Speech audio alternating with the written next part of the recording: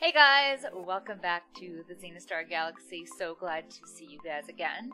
Today on our video, we are going to be talking about 5v5.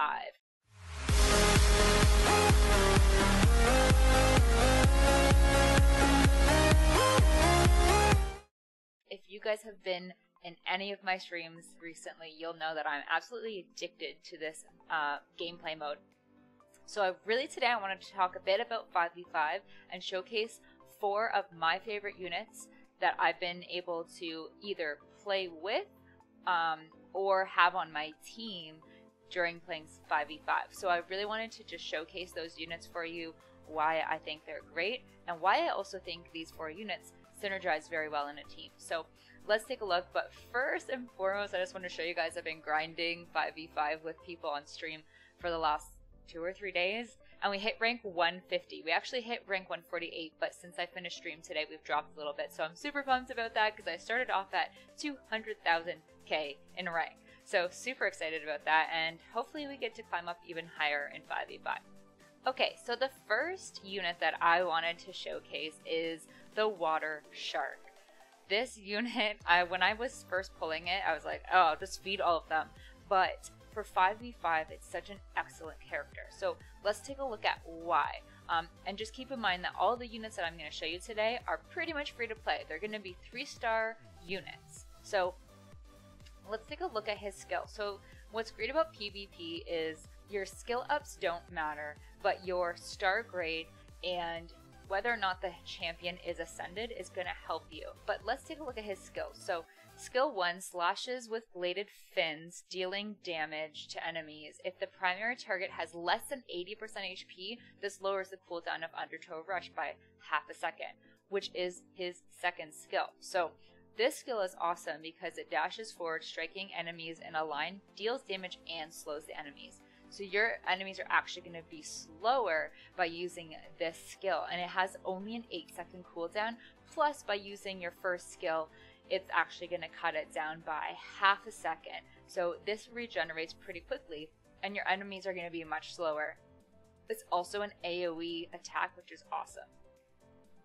And then his third skill is awesome. Slashes in a circle, dealing damage to nearby enemies. If an enemy is struck is below 50% HP, it raises crit and applies the haste buff on itself. So his crit rate is going to go up. So what's so great about that is his last skill hits super hard, so I'll show you guys that in a second, but this one does quite a bit of damage as well. I've fought against a few of these, and they can really hurt when they hit with this one. This is the skill that is essentially, it's called Final Bite for a reason. This actually can one-shot my support unit that I use. So this is a really strong skill. Delivers a massive bite to finish off a targeted enemy, dealing massive damage based on the enemy's missing HP percentage, and healing for 50% of the damage dealt. So not only does it hit and deal massive damage, especially if we've done our third skill first, raised our crit rate, and then we land extra damage with this, then he's going to also heal 50% of whatever damage is dealt. So he's got a self-heal, which is so awesome for sustain. If the attack kills the target, gains stacks of regeneration, 2 stacks of regeneration. So this unit is just awesome to use. I've been playing a lot of teams with him in there, and he's definitely a unit for you guys to check out for 5v5. Let's look at the Water Valk. Okay, so the Water Valk is so awesome as a support unit on your team for a couple of reasons. Not only can she provide support, but she can actually do quite a bit of damage. So if we look at skill 1, she shoots the lightning at an enemy from a distance. Every 3rd attack bounces, hitting a maximum of 3 enemies. So her main skill is going to bounce and actually hit more than 1 enemy. So it's an AoE attack on every 3rd skill. So that's pretty awesome. So you're going to get damage on multiple units. Silencing Bolt conjures a bolt of lightning to strike a target location, damages and silences enemies. Guys, this skill is so great, especially for doing some major crowd control, because when you're silenced, you can't use your other skills for a period of time. So it's really, really powerful, especially if you bring her in to support a unit that can do a lot of damage. So really, you could bring her in, silence the enemies, and have, for example, the water shark that we just showed you come in and do a whole bunch of damage to those enemies. Her third skill creates a breeze that heals herself and then bounces to target ally and 2 more allies within range. So now she can also provide some healing to the team and to herself, so that's great. Always need a healer in there. And then finally, she has a skill that summons a massive gale and to aid her allies, raises attack speed, and applies the haste buff to herself and all nearby allies. So, you know, that's going to be super helpful to have that buff on your team, you know, as you're pushing forward to take down enemy towers. So, really, really love this unit. She acts very, very well on the teams that I've been using, and especially difficult to fight 2 of these at once if you're playing against them. Really, really great unit for you guys to check out, and she's the 3-star unit. Okay, so now let's take a look at our third favorite that I've been able to play with so far, and that would be the Fire Fox Assassin. Okay, so she is super great for essentially cleaving. So she does a lot of damage to enemies and can actually keep herself pretty safe from your enemies. So her skills are really great. Attacks enemies with her bladed fans. Each time she strikes an enemy with an attack or skill, she summons Foxfire to orbit the affected enemy. When there are 3 flames, the next attack or skill will cause the Foxfire to detonate, dealing bonus damage based on the enemy's missing HP. Okay, so her first skill already does a lot of damage, and again, it's an AoE attack, so she's going to actually hit more than one unit at a time, which is great, especially if you're getting, you know, taken on by more than one. So really, really good skill. Her second one is really, really good. So throws her fan in a direction, striking enemies along this path, and then spinning in place for several seconds, deals damage and slows each enemy struck. The fan can be picked up by touching it, which resets the cooldown of this skill and ends the spinning effect. Guys, this attack just slaughters enemies. Even my support unit that I bring in, that's going to be the last unit we showcase, can get absolutely destroyed by this skill. That fan does so much damage when it's spinning, and the fact that you can run into it and grab it and keep reusing it is so, so awesome, and it provides a slow on each enemy that it hits. So really, really strong skill. If you can figure out a way to control your unit to be able to go and pick that fan up as you're fighting, it's going to do you know, a world of good for your team and cause lots of damage to your enemy.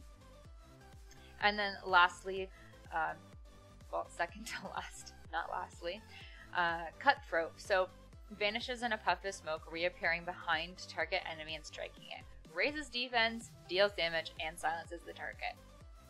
That's an insane skill, right? So she could literally be getting attacked, and then this skill becomes available. By the way, only has a 12-second cooldown, so that's cool.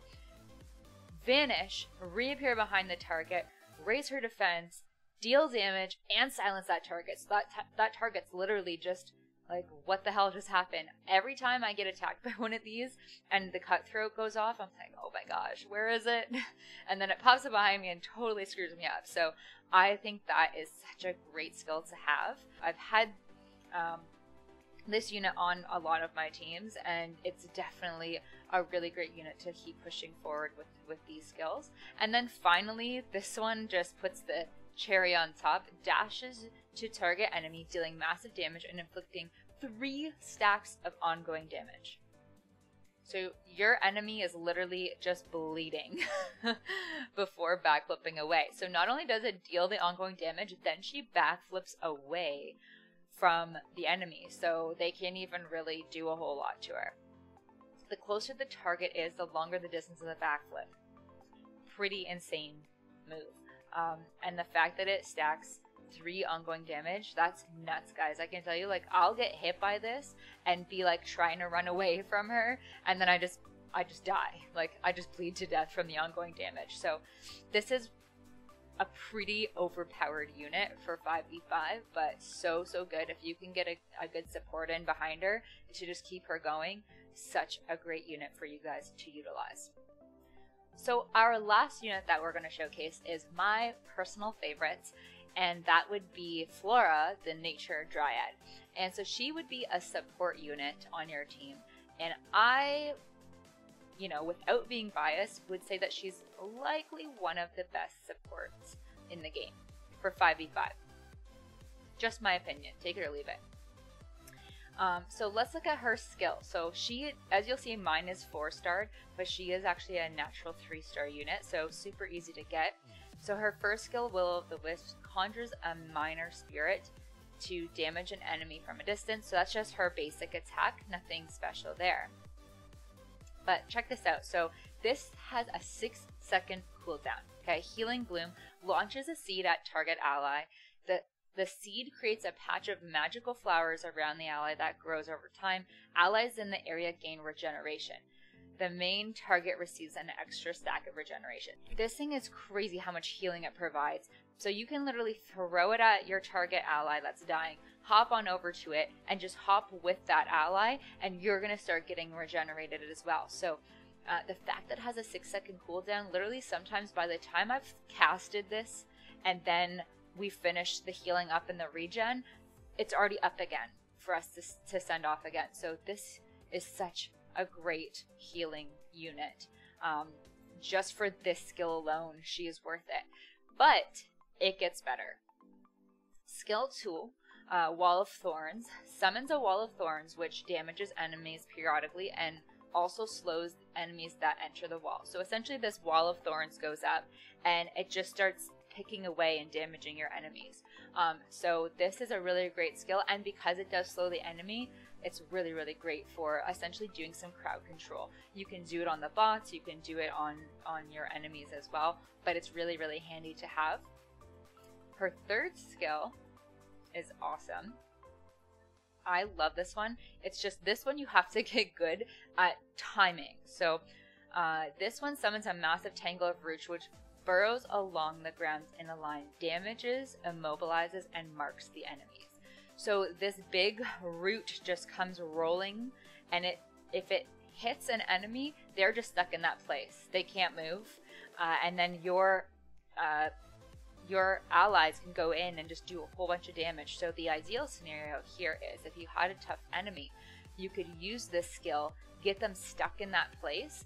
Then you could also throw up a Wall of Thorns that starts like eating away at their health. I sometimes like to do that. Just, I'd like to get a couple kills with my support unit now and then. So that's really nice. And then she has a synergy trait, which I think people can use her in boss raids, but really these skills are so great for helping control, essentially crowd control, but then also healing. So she is my favorite unit. She's in I've been using her pretty much the entire time, and I absolutely love her. She's my favorite. So the last thing I wanted to mention before I'm done with this video is, first and foremost, prior to Dungeon Hunter Champions, I really have never played MOBA style games. So feel free to criticize me in the comments if I may be wrong about some things, but I'm learning and I'm absolutely in love with this style of gameplay. This is the first time I've been exposed to it, and I'm freaking loving it. Secondly, I also just wanted to remind you guys that the units that we showcased today are essentially units that you can get free to play. Obviously, there's going to be other units that maybe would be more desirable, but for free to play units, these are pretty darn strong. So I really hope that you guys check them out. Anyways, guys, thank you for hanging out today on the video and checking it out. Drop down below a comment if you liked this video, if it was helpful, and if you tried out any of these units, or if you have a different 5v5 unit that is your favorite 5v5 unit, and why, because I'm definitely interested to learn and explore other units, and I definitely want to, try to break out of my comfort zone of using that Nature Dryad. Alright guys, well that's it for me today. I hope you guys have a fantastic day. Be sure to give us a thumbs up and hit the subscribe button if you enjoyed this video and if you're enjoying the content on the channel. Have an awesome day, and as always, spread love and not hate. Love you guys.